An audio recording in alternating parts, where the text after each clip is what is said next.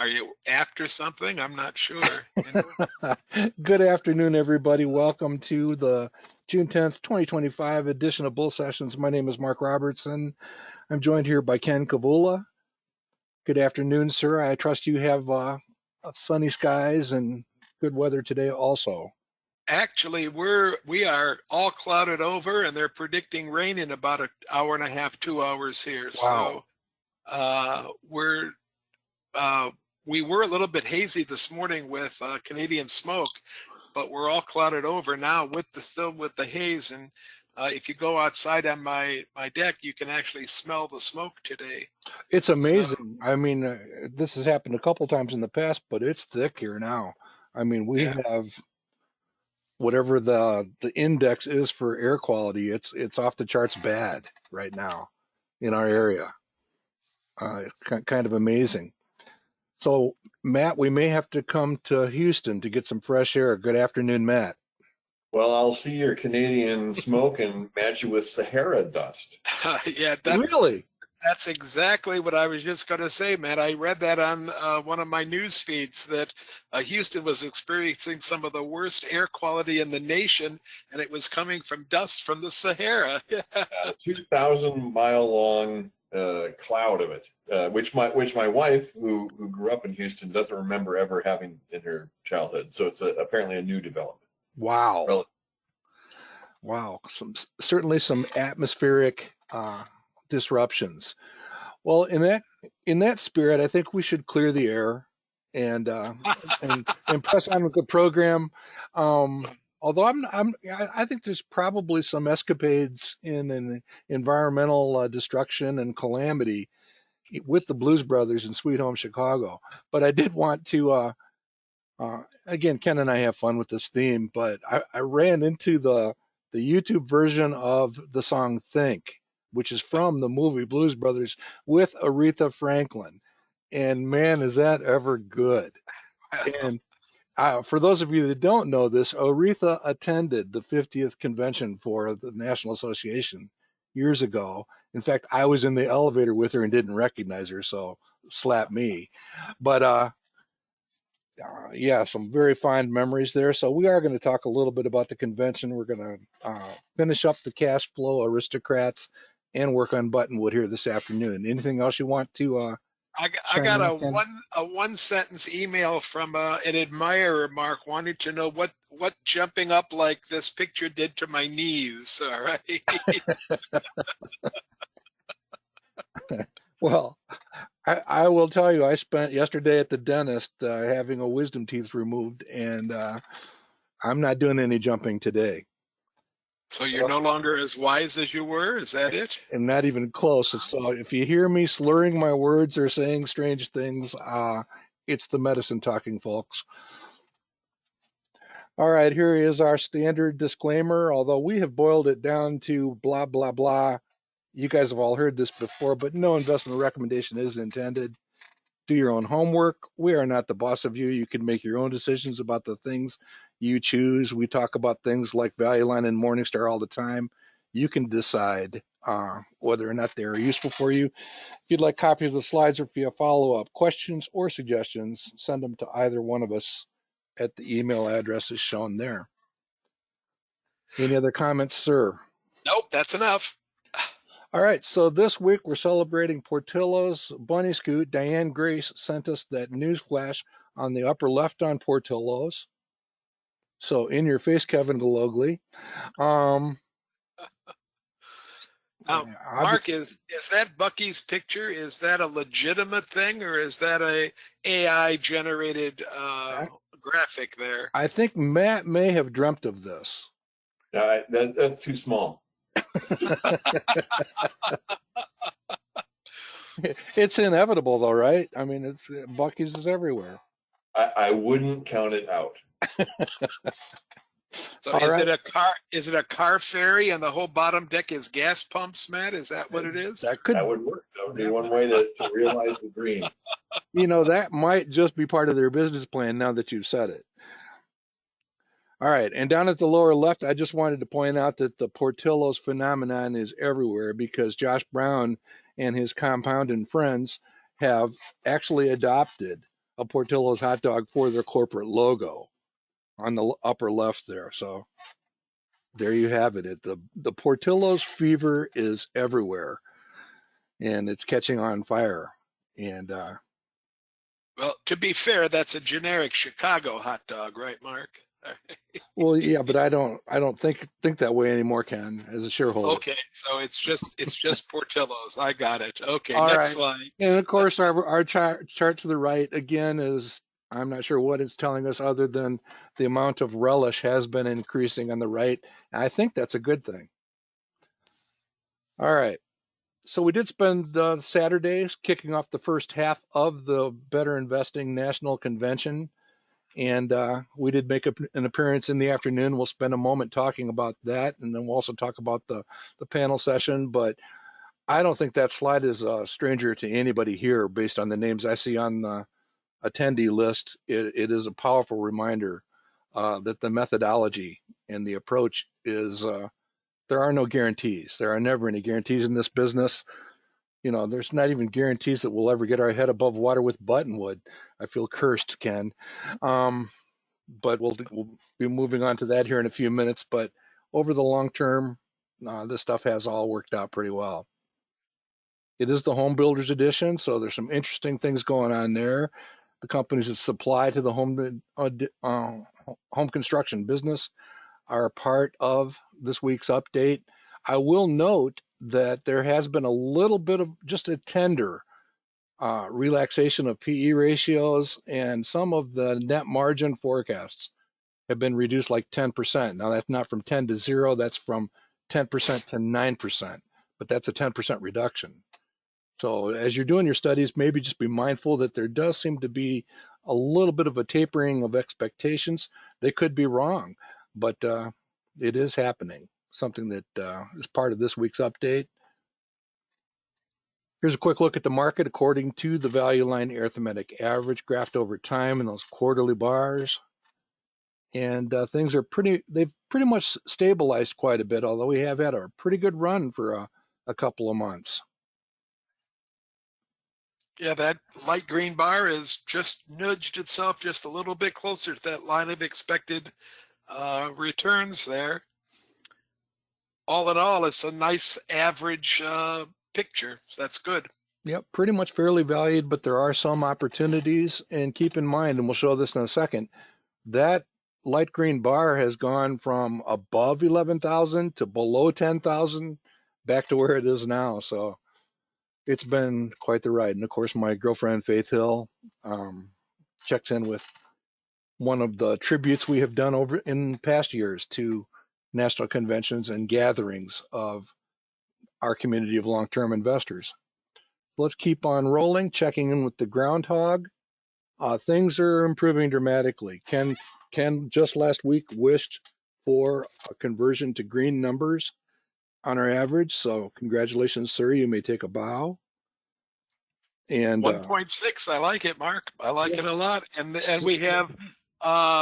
we haven't been this high in clubs in the last 2 months, so we're back to 11 clubs in the top 40, and another one club in the joining us in the next 10 after that. My weekly shout out to Don Sheets and Ethan Dunman from my investment club that are staying in the top 10, but they're hanging on by their fingernails right now. I might not have to mention their names next week, Mark. You know, I don't know. Are you held to the top 10 or top 20? Top or 10. What? Top 10. Ooh, yeah. There. That's going to be rough. Yeah. I have been hearing that there's some type of exploratory consideration being given to the formation of the Dunman and Sheets asset management company. Dunman and Sheets could be coming any day now. That sounds like a law firm, doesn't it? Those are two good names that go together there. It could work for that. But yeah, my name's not on there yet, so we don't need to talk about it. I am still very much sub monkey. Yeah, we just have to pay tribute to Bill Griffith and Richard Corkins, who have stayed in 1 and 3 spots, sandwiching the La Miz Model Club up there for, I think it's 3 weeks now that they've stayed at 1, 2, 3 in the chart here. So that's a good thing. 3 clubs in the top 10. That's wonderful too, folks. Just absolutely wonderful. And they're clubs from the deep south, the desert west, and up there in the middle of the country in St. Louis. So they're all over the place. All over the place. And the defending champions at 16. So Yep. they're right there. And by the way, Ken, there are 8 clubs from number 55 to number 62. All right. Stacked up and looking for a place to land on the list. So good stuff. Pressing on. I also just want to shout out to Ken Williams, our friend. Ken has broken the top 40 and he's in 38th. And let's keep moving that up the chart now, Ken. Okay. Go ugly off the list shortly. Well, he's beneath me now. I feel good. I feel real good. There you go. All right, we don't want to rally him up. Well, I do see the Golden West has joined the top of the leaderboard at number 33, coming from off the list. So good stuff. Golden West Model Club out in California. All right, here's just a little bit of perspective. This is just a tidbit off of X or Twitter from an analyst that we follow that works with some of the more fun firms to keep a watch on. But believe it or not, as dismal as things were 2 months ago, we've had a pretty strong performance over the last 2 months. And Kim Butcher basically provided this and basically said the last, historical, if you look back, it's a small sample, but when this has happened in the past, it's been a pretty solid harbinger of perhaps better days ahead. So we'll take it for what it's worth and hope that we see green ink, as Ken has been cheering for. I really take a look, Mark, whenever anybody uses the word never or always, and he's telling us a fact here that he says has never, ever been lower 1, 3, 6, or 12 months later. So that's a really good indicator if he's right, because I think this has happened, well, he's showing us 6 instances. Maybe there's no more than that, but I thought maybe there were a few more. This is a 2-month return, not a 1-month return. 2-month return, okay. Yep. Okay. He took it back to 1950, and he's pretty thorough in his work, so we shall see. But it is kind of fun just pointing out that, again, don't panic was one of our themes at our recent presentations, and it's a pretty good idea to remain fully invested as best as you can, depending on your personal situation. Well, Lindsay Bell mentioned this during the opening remarks at the convention, so I thought we would just reinforce this. I was not aware of it, but the individual ownership statistic, as calculated by Gallup, has actually crept up to where it was nearly 3 decades ago. And that's kind of a cool thing, and hopefully that's a trend which will remain in place. Now, Mark, this 62% says that 62% of the population owns stock, right? It's not referring to how much of the market is controlled by the retail investor. No, not by any. No, that's still that's 1090 or 2080, something like that. Yeah, that's still upside down, right? Right. Okay. This is just simply a percentage of the population, if you want to think of it that way, has exposure through those vehicles listed at the top of the page, I believe. So, again, the fact that it's picking up is good news. All right, so Ken, would you like to describe our panel session? And well, we put together a stellar panel for BINC, the virtual BINC 2025, and there's the folks right there. I know you're all familiar with Cy, Mark, and myself from the roundtable, but Pat Donnelly's a former president of the Pittsburgh Better Investing chapter, and he's also a former chairperson of the Volunteer Advisory Board for Better Investing, and he also sits on the Better Investing Board of Directors for a little bit longer yet, I think. Robin Ware is the president of the North Florida chapter of Better Investing, and is a frequent visitor to the bull sessions and to the roundtables, and this was her first foray. Pat's an old timer on the the panel, but this was Robin's first foray onto the panel, and she presented us with some intriguing ideas and did a wonderful presentation job. Betsy Wills, who is a woman after my own heart with her championship of small stocks, presented 3 great small stock ideas. Betsy's from the Rocky Mountain chapter. She has quite a pedigree with having worked for the SEC at various times in her real life career. And Betsy did a wonderful presentation for us on 3 small stocks. And we got a really nice list pulled together. I want you to go to the next slide real quick, Mark.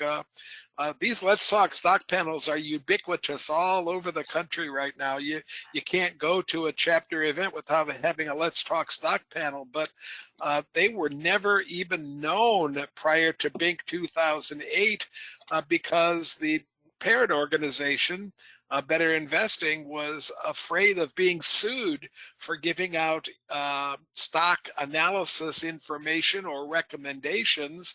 That's part of the reason for the way we word our disclaimers even today. But in 2008, I was chairing the convention, and I had always thought it was strange. I had been a volunteer since 1995. But I thought it was strange. We did all this teaching about telling people how to analyze stocks, but we never ever discussed what stocks we were looking at ourselves or what stocks we thought were good ideas. And so I asked people from the SEC, could we put a panel together where we just gave them what we thought were good ideas that they could go home and study themselves? And the answer was a resounding yes, which was in direct difference to what the powers to be were telling us. So I pulled together Ann Cuniaz, you all know Ann, myself, Hugh McManus, who was a past volunteer board chair at that particular time. He's still a past volunteer chair board, but he's not real active on the volunteer board anymore. Mark was an actual employee of Better Investing at that time. And Peggy Schmeltz, the former president, Nicholson Award winner, a Lifetime Achievement Award winner, coming from the Northwest Buckeye chapter in Ohio. And we did the first Let's Talk stock panel. They wanted a name. So I said, well, we're just going to talk about stocks. So that's the name, Let's Talk Stock. And there it was. The best choice from that initial panel turned out to be Microsoft. And it's done since 2008. It's done over 20% annualized. Here are some of the best choices over the years. And at the bottom, some of the least best choices. I hate to say worst, but they were least best choices over the years. These were not simply the best ones. This is just a sampler. I mean, I literally grabbed them somewhat at random. Now, some of them, because the stories are good, we couldn't find anybody to claim Inogen, by the way. Take credit. Still not, huh? Still not. Okay. But and Lululemon is still an orphan, but Pat Donnelly has claimed Wingstop up there at the second line on the chart. But I think it just goes to show that we come up with some great ideas, we come up with some terribly bad ideas, and everything in between. And that's why we say that they're ideas to take a look at. And a lot of times you can't even tell what's going to be happening. United Therapeutics was a wonderful idea on Saturday when Cy presented it to the convention. He's also brought it to the roundtable a couple of times, and Mark and I have brought it to the roundtable before Cy brought it. But today, another biotech company, Insmed, has come out with they're calling it a home run. It's going to be a better drug for this hyper it's PAH, pulmonary arterial hypertension. That's what I'm trying to get out of my mouth there. And they've come out with a drug that's going to do a lot better than the drugs that are on the market right now. And because that's one of the prime movers in United Therapeutics portfolio, one of the prime money makers in the portfolio, they're taking a really big hit on their stock price today. They have a lot of other things that they can claim, however, and I don't expect the huge hit. I think it's a little bit overdone right now. We'll have to Sure. see as we move forward. But it is a big hit today. It's 13, 14, 15% right now, or at least it was an hour ago. Well, Ken, I had So a question after the session on Saturday morning. Why the stop on Neogen? And I explained the reason we did that was that Neogen basically became a different company about 5 years ago.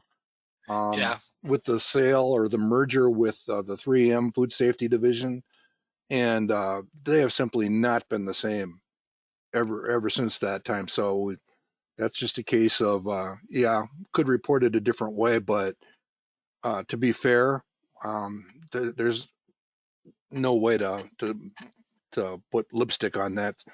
situation. And it might have even been longer than 4 or 5 years ago, Mark. It was Mhm. pre-pandemic, and what happened was that they bought the low margined products from 3M, and I don't think did enough thinking of what that was going to do to the whole growth of the company. It's still growing steadily, but at a very, very low rate. I do not own Neogen anymore. I owned it for many, many years, but I do not own it anymore. So, There's a number of stories here, and we're not going to go into them other than to notice that Hugh McManus's selection of Amazon. You've heard us talk about it a lot. There's the official scorecard. He gave the presentation in Chicago in May 2014. As you can see here, not a single person voted for it that day. And in fact, there were a few chortles from the audience as it was presented. And let's just say Hugh definitely has the last word on that one. All right. yeah. So pressing on, these were the actual selections from Saturday morning. They're being given to you top secret. You have to raise your right hand and promise that you won't call Michigan and tell them that we told you this. But Yeah, and they're sorted by ticker, folks. There's no other order except by ticker on this list right here. So don't try to look for order in the numbers. There isn't any right now. And we've attached our names to them, and that's a good thing. yeah, I went with the long-term theme. We're going to talk about the cash flow aristocrats here in a few minutes, and I went with some fairly established companies and NICE, which we've talked about recently as being the one of the leaders amongst the cash flow aristocrats in terms of potential. And there were a whole bunch of themes. You can see that Betsy Wills is not afraid to get frisky with these smaller emerging companies. And the Berna presentation was outstanding. If you've never heard of Berna, folks, you need to take a serious look at Berna. It's quite a company. I know it carries a low quality rating compared to most of the list, but a lot of these small companies carry quality ratings like that until they get discovered, and then things start to happen.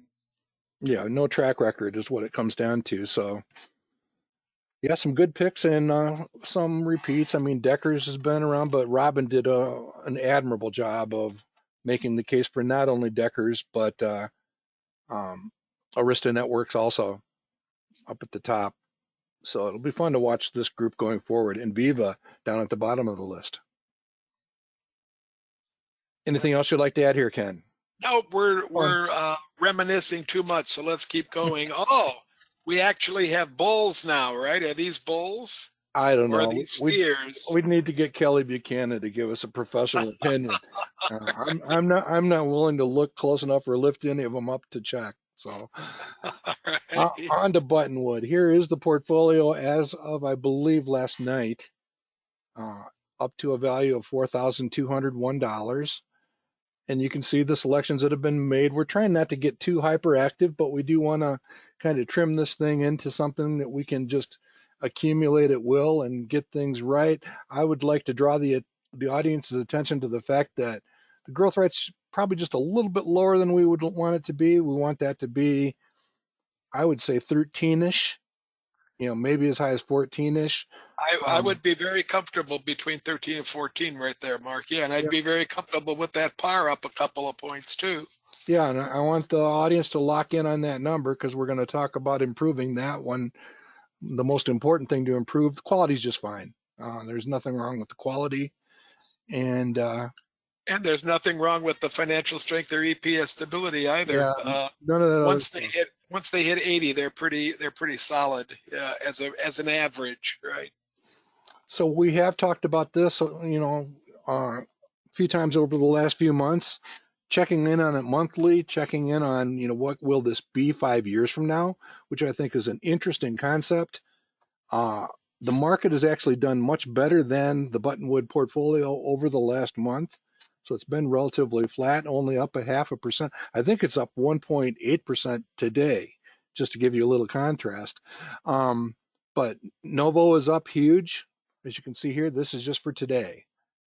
And as Ken mentioned, if you liked United Therapeutics on Saturday when Cy was talking about it, you like it 16% more now.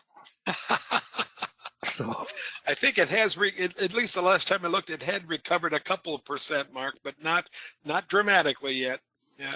But and again, I think this is evidence of some type of a curse or a mojo on both the round table and wood, because we seem to be getting smacked around a little bit on companies like it or uh-oh.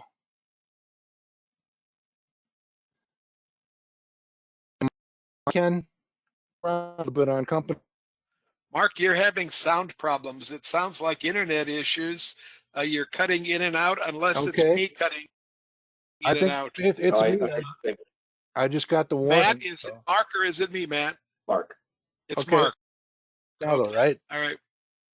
Can you hear me now? You're on right now, Mark. You just mentioned curse and you went silent, Mark.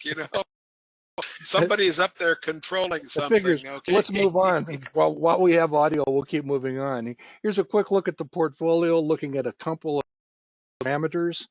For the portfolio, you can see the projected cash flow growth is actually fairly healthy across the board. That shouldn't surprise us. By the way, all of these being bolded means that every single one of our selections, Ken, and I wasn't even aware of this, is in the roundtable.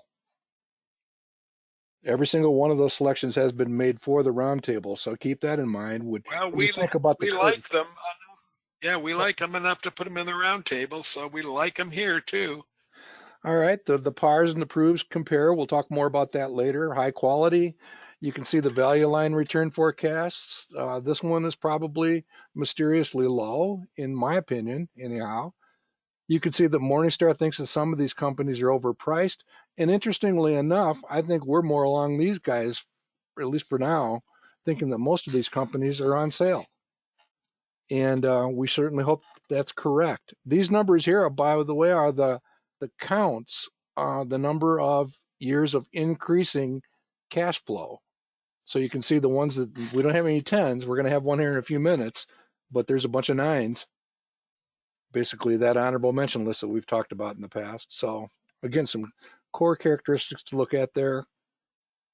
Here is the company we're going to nominate for consideration. No stranger to anybody. This is that call center company that is infamous or notorious for being in AI before it was cool to be in AI.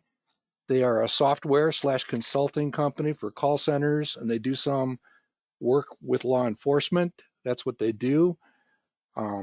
Obviously, up straight and parallel. Obviously, near multi-year highs when it comes to their return forecast, and everything's looking fairly good at this company. The problem is that law enforcement work, Mark, is really a pretty big part of their income.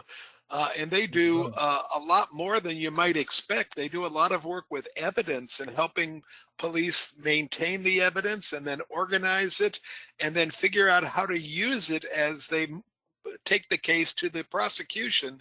So it's a pretty vibrant business. I didn't realize it was as much of NICE's business as it really is. Yep, and probably something we should talk about even more as we follow the company.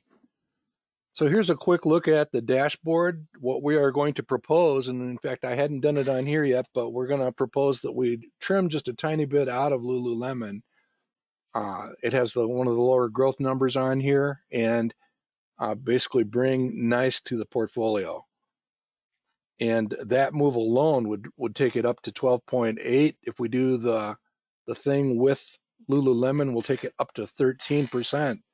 So we're going to go ahead and trim the Lululemon and just a tiny bit and accumulate or add a share and a half of NICE. Yeah, since we're talking portfolio management, Mark, I think it's useful to point out to folks that when you're managing a portfolio over time, you have to kind of keep an eye on both ends. You have to keep an eye on the stocks that are getting a little bit too big as a percentage of the portfolio, and you have to keep an eye on the stocks that are way too small as a percentage of the portfolio. We've decided kind of unofficially that we think a minimum holding should be around 4%. An average holding for 16 stocks would be a little bit more than 6%. And we think that when they get up to maybe somewhere in the neighborhood of 12 to 15%, then they're getting a little bit too big in the portfolio. So we're kind of watching all of that.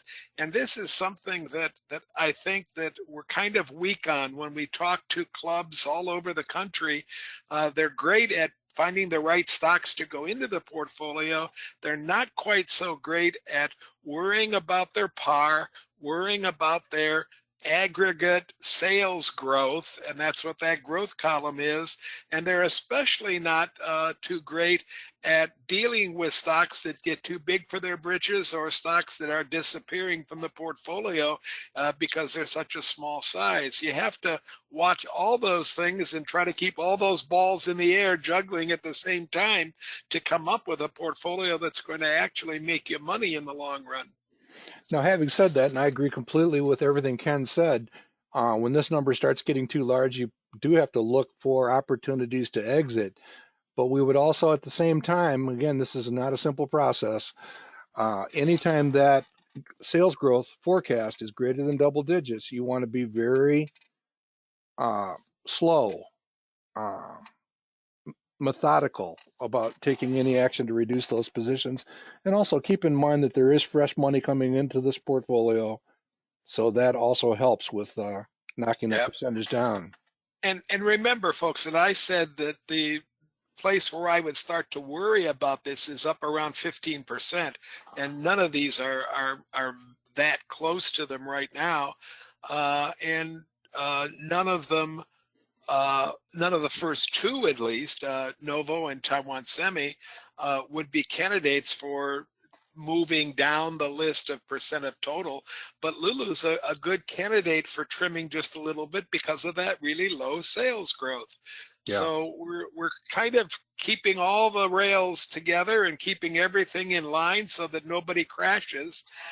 But it is a little bit more complicated than just adding stocks continually to your portfolio and then crossing your fingers. Did you have a comment, Matt? I heard Matt. Oh, okay. Nope. All right, so pressing on, I thought, again, I like the slide more and more the more I look at it. Because what we will do with the two transactions that we're doing today is we're moving from 12.4 to 13 on the actual worksheet. No change here. This number is the same, but notice the impact over here. And this is kind of the end game, if you want to think of it that way. So I'm falling in love with this table, at least as a philosophical thing, because, you know, what's a 0.5% among friends, Ken? You know, well, it doesn't seem like such a big deal until you put it in the dollars on the right-hand side. And when we show Walter Schloss's chart, it's a lot of money. So that's right. That's right. The golden ladder. The golden ladder reminds us that every 0.5% is actually worth a lot, especially if you change this number 5 to 35 years or something like that. Good stuff. All right, so that's what we will do. We will be trimming gently Lulu and adding NICE to the portfolio.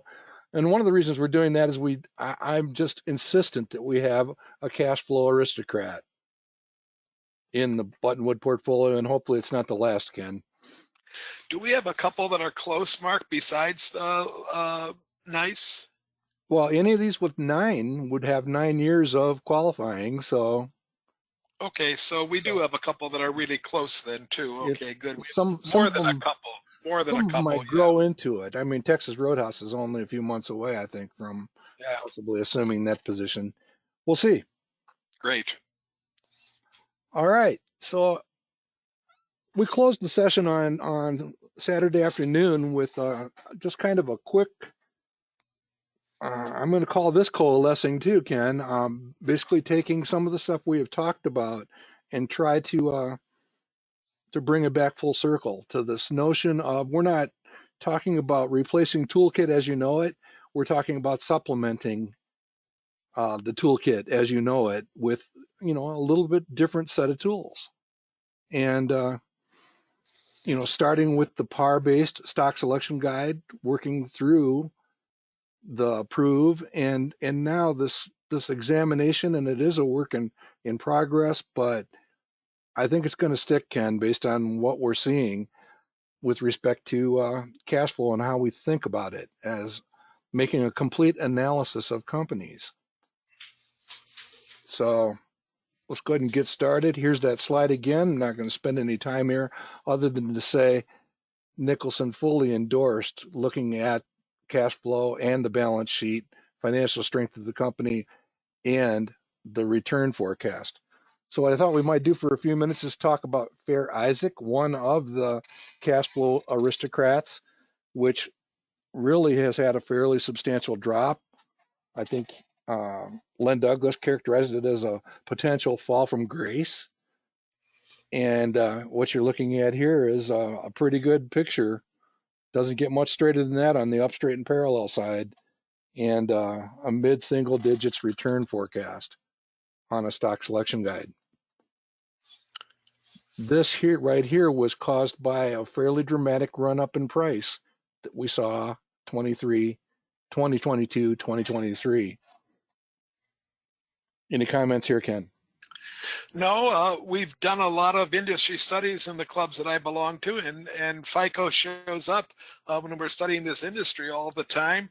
It's never been made it to the top of any of the lists, so I've never owned it, and I haven't really paid much attention to this company. So I'm kind of interested in going through the numbers and seeing what's going on with it right now. I know that it was fairly frequently discussed in the late 1990s because I called and talked to the company on behalf of Better Investing Magazine. So, I mean, it has been in the community. I'm not sure where it's at in the top 200, but I'm pretty sure it's there. And the up, straight, and parallel is what causes that, of course. One of the things I thought we would take a look at is, this is you know, a fairly nominal forecast, pretty much near my par. Just wanted to look at some of the other references out there. Let's start with this one right here. Basically, Value Line is expecting between 2 to 11, which I would say matches that forecast pretty well. Position and price range, that's, we become more interested anytime you get within 20% of the low price in this range. And in this case, we're down in that lower area. Notice that Morningstar thinks the company is slightly overpriced. Notice that the analyst consensus, however, is equally underpriced or valued. And you can see here's the actual breakdown of the analyst consensus. It has been beat up recently, but 13 out of the 17 or 18 analysts continue to regard it as a buyer and outperform. I think we would be a little patient if this number has any validity at all. We would Yeah, not rush at it. when I think about us doing SSGs and doing stock studies with a lot of tolerance, a lot of crayon, I'm thinking to myself that Morningstar and the analyst community, maybe they're talking pretty much the same language. They're not that much away from that consensus number of $1,900 there, a 9% above, 9% below. It's not the wild swings that we've many times seen between the analyst value, price to fair value, and the Morningstar or Value Line numbers. So I'm thinking that they're pretty much talking the same language when it comes to valuation there. Yeah, and the one thing that is quite special or unusual, one of them is actually willing to say the word sell. And that can be very tough to get out of them from time to time. So somebody actually has a sell rating on the company in fairly current news. So Yeah, one thing, Mark, isn't it true, Mark, that the average is probably 4+ on that scale right there? oh, That's where absolutely. the average sits. Yeah, Yep, the average does not sit in the middle where you might expect it to be. It sits above hold. Yeah. definitely. All right, so then our second tool in the expanded toolkit, projected return on enterprise value, known as PROVE. And again, we just wanted to spend a moment reinforcing this notion that it is a calculation which I believe more carefully considers the capital structure of the company in how it looks at the cash that's on the balance sheet, the treasury stock, and then most importantly, the total liabilities faced by the company. The total liabilities basically consist of the long-term debt plus all the other current liabilities. Now, some of you may have heard the horror story, and in fact, it still gives me the chills of the time that I recommended Body Central for the roundtable. Go ahead and chortle, guys. You remember this. And when I made the presentation, the company had no long-term debt. So I actually made the statement, what could possibly go wrong here? Beginners are protected. There's no long-term debt. The company went bankrupt a few months later. And so I had to sit there and say, well, we're always talking about this long-term debt thing, and it didn't have any, so I should not have had that vulnerability. Well, it turns out they had a fair stack of liabilities. And the first time they went out to refinance some of those liabilities, the banks wanted to charge them 20% interest rates. Clearly a company in trouble. So can you ignore any part of that equation? I don't think so. So that's why we think that this is extremely important to understand as you do your stock studies, and it's probably underserved in a traditional stock selection guide.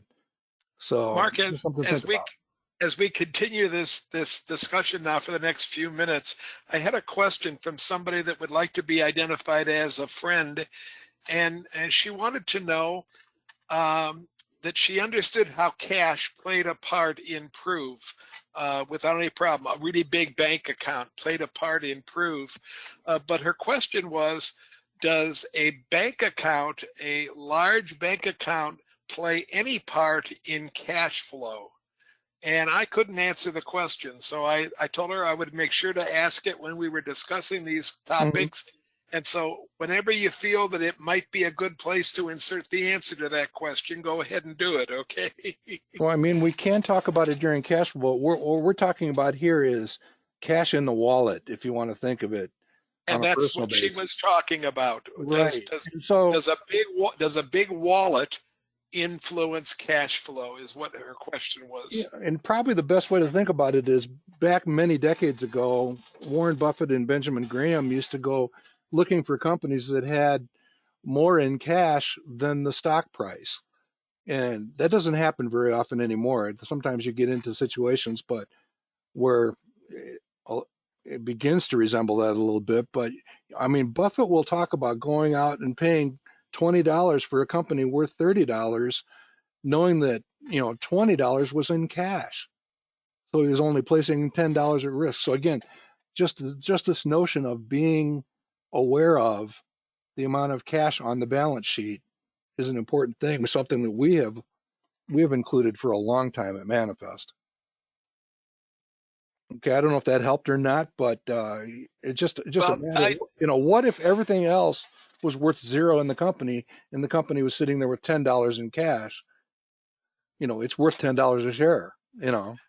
in the brief discussion that I had with her, Mark, and I did talk to her on the phone,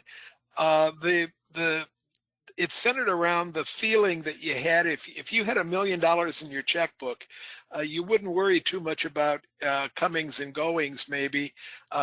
Whereas if you only had $10 in your checkbook, you might worry a lot about comings and goings. You would work really hard to change the comings and goings to increase the cash in your checkbook. Mm-hmm. And the question was just, does a cash stack like Apple has, like Microsoft has, like a couple of other big corporations have? Do those cash stacks impact the calculations for cash flow? My instinct is they don't impact the calculations. They might impact the psychology. That was where I ended the discussion. Yeah, and I guess we can dig in a little bit deeper when we've got one of the prove analysis up, because we can talk to that subject.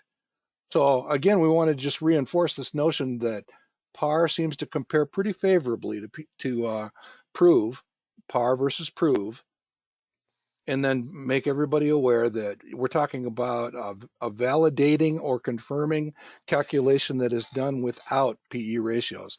So let's go ahead and take it there. Here's a look at the top 20 companies. We presented this on Saturday, and we would argue that the projected annual return numbers very much resemble the proved numbers. As you look down that list of 20 companies, anytime that there is a difference, and Ken pointed this out on Saturday, that's when you want to scratch your head and figure out, well, why are they different? Okay, so and these are the 20 most widely followed companies in manifest dashboards, right, Mark? that's correct. Yeah. So again, we think these two numbers are the same thing. I actually think these two numbers are virtually the same thing. You know, basically talking 3 to 5% on Fair Isaac. So let's go ahead and take it to the next step. Here is the carnage that has been talked about on the Manifest Forum.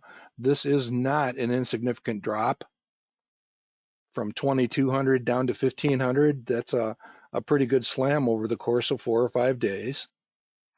And the reason behind it is they're fighting with the government on how much they can charge for their services. And I've heard numbers that they wanted to raise from 30% to 50% on some of their fees.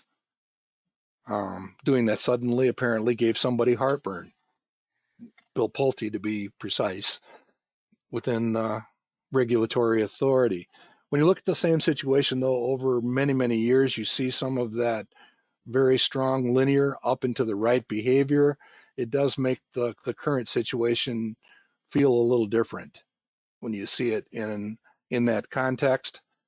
And you can see that the Chronicle, looking back over the last 4 or 5 years, tells a similar story. I mean, here was the point in time when Fair Isaac may have been attractive. That happens to be this low point in 2022.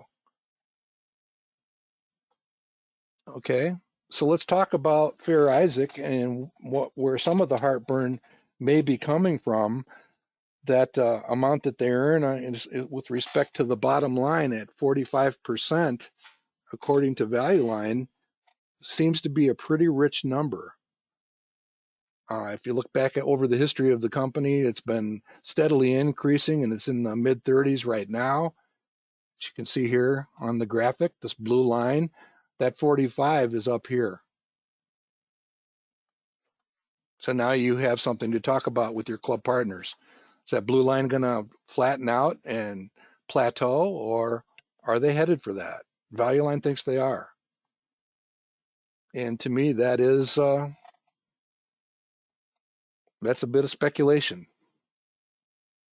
So you need that number to produce the 5.6. Okay.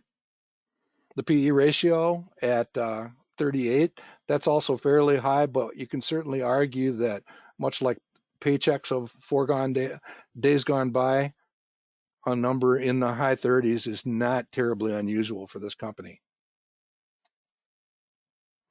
So that keeps the eyes strictly on this 45.3. So now let's talk about the projected return on value calculation. Again, we come down to that same point in the formula where we have a 5-year sales forecast, and then we jump over here and we apply that projected operating margin of 45.8, which is just barely above the projected net margin. I find that interesting. And basically apply that versus the denominator. In this case, market cap, liabilities, cash on hand, treasury stock, and you get this enterprise value. Now, Ken, here's where the point could be made. You probably want to be looking at how the total liabilities, again, that's long-term debt and all current liabilities, how that number compares to this cash number is kind of what you were talking about before, I think. Well, no, because her question was about cash flow, Mark, not about proof. She wanted to know if a big stack of money impacted cash flow. And I don't think that's telling me this in the proof statement, is it? It could, and we're getting a little deep into the weeds here. It's a management decision to perhaps pay off debt, and you could actually reduce cash and increase cash flow by paying off debt, because you're basically eliminating interest expense. So yeah, it's in there. But yeah, the two are not directly related, if you want to think of it that way. Well, I didn't want to take you too far off. Dwight in our audience evidently has some accounting background and is telling me that my instincts were correct, that the big wallet does not affect cash flow, right? Because it just doesn't. It's not part of what measures cash flow. I want to go in a slightly different direction here at the bottom, because everybody thinks that you and I think exactly the same way on everything, and I can assure you folks that's not true. Well, you think that 2.8 and 5.6 are pretty much the same number. I have consistently indicated that when the par value is twice the proved value, I don't care how close they appear to be, I don't think they're the same number. So I think that prove is telling me to temper that 38 PE, even in this example, without having to get to cash flow yet. Exactly. I think that because it's more than 2 to 1, or in this case, exactly 2 to 1, I think that I would temper that 38 maybe down to 35 or even 34, because I think that prove is dragging me down a little bit with that 2.8% calculated value. If I thought they were the same, then I would not play with that 38. But if it were me, I'd be playing with it a little bit. Yeah, and as this is an area where we argue. I don't look at the ratio of the two. I look at the difference. So 5.6 minus 2.8 equals 2.8. Anytime that number gets above 5, and again, keep in mind I'm looking at all 1,400 companies, right, daily. Right. When I notice that being 5 points different, it'll capture my attention. Because generally you're talking about reducing a number that's 15 down to 10. This is I want to compliment our audience, because I have yet to see a question about peg ratios. So don't ask me any now, okay? But I want to compliment you for not going in that direction, folks. Keep going, Mark. All right. So what this basically confirms is the relatively low return forecast for, you can be on Ken's side and say 6, or my side and say 3, whatever. It's a low single-digit return forecast no matter how you shake it. And I agree with Ken. I'd be inclined, if it's my study, to perhaps trim that 38 down slightly. And it would be done, with full knowledge of what does this look like here, the PE trend over time. I think this might be optimistic out here on the far right, the 3 to 5 year forecast for value line. Well, and that's the other side of my argument, that if I were to project a net margin myself, no, you can stay on that slide you were on, Mark, because okay. If I were to project a net margin myself, I'm not certain that I would pick 45 as a projection of the data that's available. I think I would be much more comfortable at 40 or even 38 or even maybe 35. And I know that the moment that I project that net margin lower, that's going to drive down the value at the bottom of the calculation. Then. Exactly. I have a hard time envisioning how these two can actually run into each other. Because in order to reach what value line is expecting, that has to happen. and I have a hard time with that alone. So we don't want to get too deep into the weeds here, but what this has basically confirmed is the low single digit expectations. All right. Here's a look at that cash flow graphically, just so, again, with our tribute to Charlie, this is one of the more powerful cash flow pictures in the world of capitalism. Okay. And the numbers are strong. And you can see the numbers from the annual rates box are equally strong, double digit strong. So here is the inspiration for paying a little bit more attention to cash flow. And as Dwight said, it really is the difference between the top line sales or revenues minus paying the people and paying for the stuff to run the company. So, and what's left over and accumulating over time is the cash in the wallet. Two different things. So during the session on Saturday, we talked about Joe Carlson and a fairly recent presentation and demonstrated what we're about to demonstrate here again. Lo and behold, just a couple of days ago, he ranked the free cash flow a little bit different flavor of cash flow, and came up with this image and noticed that Fair Isaac is up in the superlative beyond A classification for free cash flow. And here's basically I fed the YouTube URL into Notebook LM. And again, we strongly suggest that everybody here figure out this resource. You just go to Notebook LM, feed that into the YouTube. It's the only thing I put in, and this is the summary. Now it's a few pages long, and I just clipped out some of the stuff.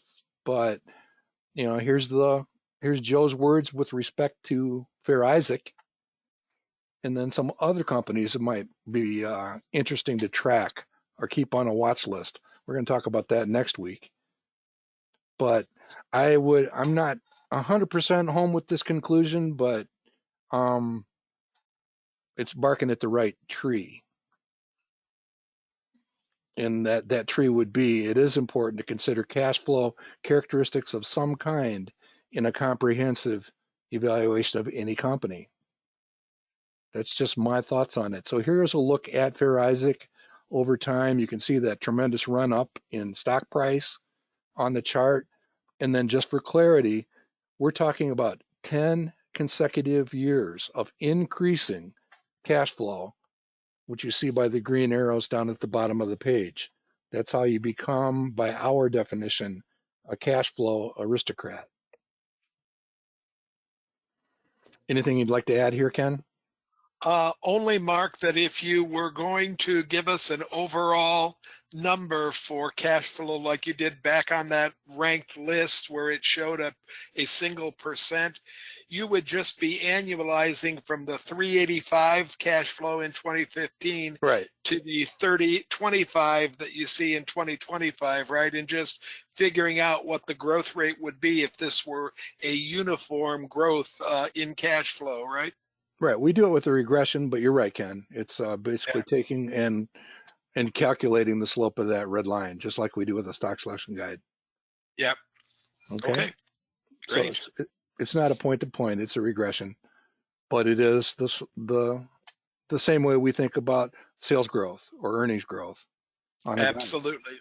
Yeah, absolutely. So here's what we end up with. This should be a fairly stable list now. Companies will come and go, but these are the A-listers. And again, the thing that we find so dramatically compelling, first of all, there's a lot of companies that are not on the beaten path. Some fairly, and there's some community favorites in here too, but look at these numbers. Those are 10-year return numbers, everybody. Now try to convince me that cash flow doesn't matter. Look at your Costco, Microsoft. These are all companies, and then I definitely want to be there. Figuring out the next Tractor Supply or the next Casey's General Stores. Whatever. Fill in the name of the company as they're basically delivering this type of result. So these are the 26 on the A list. We divided it into two lists. just because the list got a little bit long. All of these companies have that 10-year of increasing cash flow picture. The difference between the A list and the B list is just the overall average cash flow growth forecast that you see down here. These are the higher growth ones. These are lower growth. And what you're going to see going down this list is more utilities and companies that behave like utilities, perhaps larger, more mature companies. But these still have 10 years of increasing year over year cash flow results and still some very powerful numbers, no matter how you look at it. These are all good numbers. I even like the ones at the bottom. So that's our B list. And the distinction between A and B is simply the average cash flow growth forecast. Any thoughts here, Ken? No, just reminding folks that this is an idea list. There's lots of companies to look at here, a lot that you know, a lot that you don't know, but nobody's saying that all of these are in the buy zone.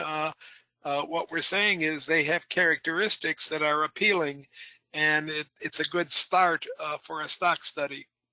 Yeah, in fact, the only company in the quote-unquote buy zone happened to be NICE, and that's because it's been sluggish for the last 3 or 4 years, which has contributed to its position on this list.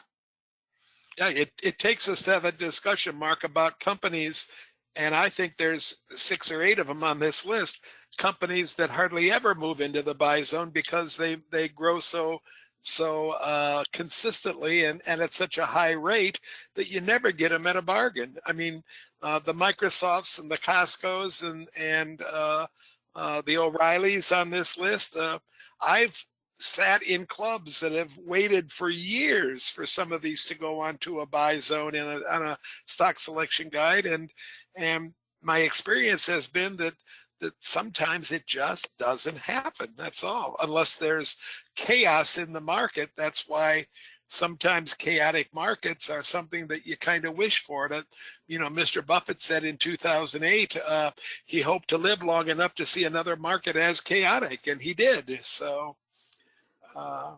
Yep, it's interesting, very interesting. Fair Isaac needs a little more chaos and a little more slamming before it really captures most of our attention. Yeah. But you can see there's a reason that I picked Netflix and NICE for Saturday morning. They're right there. Amazon doesn't quite make this list yet. I think they're on that honorable mention list. We'll bring that back next week because there are some intriguing companies there also. All right. So with that, just here's your quick reminder. We have been talking about this cash flow subject for the last several bull sessions, so you can dig in a little bit deeper. Probably bring back Cannonball Man at least one more time. Yeah, I do think it's important, Mark, to remind folks that we don't think there's anything magic in 10 years of the cash flow. That's what we're using right now, but that can be. We reserve the right to refine that as we move forward, and maybe we're going to find that the last 5 years is all you need increasing cash flow, or maybe we're going to say, we think you need 10 or 12 to really make it into those top lists. So don't get so immersed in that 10-year idea that you think that's going to be a rule that's going to stand forever. It's a thought process, and this is a whole work in progress. So come back to us in 3 years if we're still around doing this stuff and see what we think. Okay.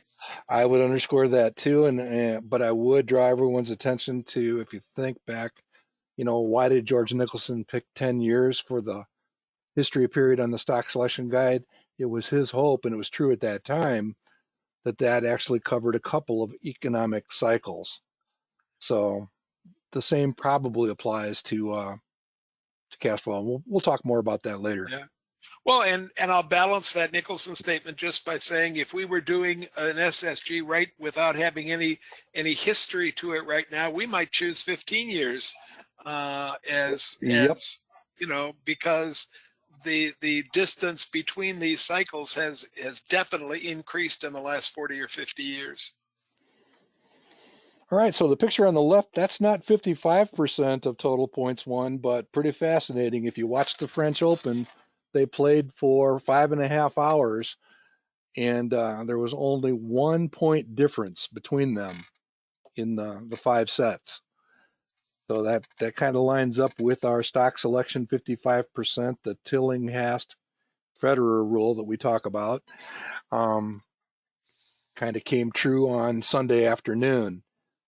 And then we didn't talk much today about artificial intelligence, but Sean May shared this clarion call from CNN just a few days ago. So apparently there's rogue AI out there now, and we'll see. Mark, I don't follow tennis real closely. What country are the two guys from? What countries? Well, Carlos Alcaraz he lives in the United States, but he's from Spain. Okay. And Sinner, I believe, is from France, I think. Okay. All right. Just I wondered. But I know that if I ask the question out loud, my audience will answer it. So I'm just going to wait for the answer in the audience now. Okay. I'm certain about Spain. I don't know about France. Although I think I saw the French flag, or a flag that looks like the French flag, flying next to his name on Saturday or Sunday afternoon. Mary says Italy. Phyllis says Italy. Okay. Is that for Alcaraz or for Sinner? Got to be Sinner. Okay. Well, we have two folks, Sinner, they both said. So he's from Italy, Mark, okay? Okay. And that flag does look like the French flag, but it's different colors. So. Well, I'm going to blame the medication again, I guess. Okay, you got it. All right. Well, thanks, everybody. Hopefully that was not too deep. We'll tackle some of your questions and move on next week. Any other thoughts, Ken? No, just reminding the folks that if you have somewhere you'd like us to go in some of our discussions, drop Mark a line or drop me a line, and we'll begin to work that kind of stuff into the roundtable. You heard me ask a question that had been bothering one of the friends in our audience, and I think we gave a pretty decent answer. It doesn't really matter how big the checkbook is. So ask some more questions like that, and we'll try to get them worked in, okay? When it comes to cash flow. Yep, and Kimson, who's a brand new name to me out in our audience there, welcome. We're glad to have you. Would like to know how to enter the groundhog competition. Kimson, you're going to have to be patient until next February 2nd. That's Groundhog's Day, and that's when the entries are due for the next contest. But Mark might allow you to do an honorary entry. If you send him some stuff, he might allow you to do that. I don't know. It's Mark at manifestinvesting.com, and he's the grand guru of the groundhog contest. Oh, I almost had a number of G's in there, Mark. I need to get a couple more, okay? Well, we have admitted people in the past, they're not necessarily eligible to win, but we corrected for the current market conditions. And yeah, if you want to play along, let me know. Well, and run Mark, the risk of being displayed with my name on the summary slide. I have also had people ask me for pictures of Ethan, my grandson, and I asked him at family dinner last night whether I could give you a picture to post at a coming up bull session, and he gave me his yes. So I will get a picture of Ethan and Don for us to put up if they stay in the top 10. Okay. Dunman and Sheets. Dunman and Sheets. Okay. MLP Esquire. And then we can get away from using my head in every single opening slide then. All right. All right. Well, so with that, everybody get out there and enjoy your day. Find some fresh air somewhere. Take care, everybody. Mark, Debbie is saying that she's always been afraid to enter the contest because of all the banter about it between us. Debbie, we will not make fun of you at all, and if you enter into the top 40, we'll fet you. Fet's a really good word. We'll just tell people how great you are if you enter the top 40. So get that entry ready, Debbie, for February 2nd next year, and we'll take it and be glad to have it. We do also accept people coming in under pseudonyms, so you can do that if you want also. Make up a name, but if it's Mary Smith, I'm going to know who you are, okay? We'll tell everybody anyhow. So, all right, take care, everybody. Good afternoon, all.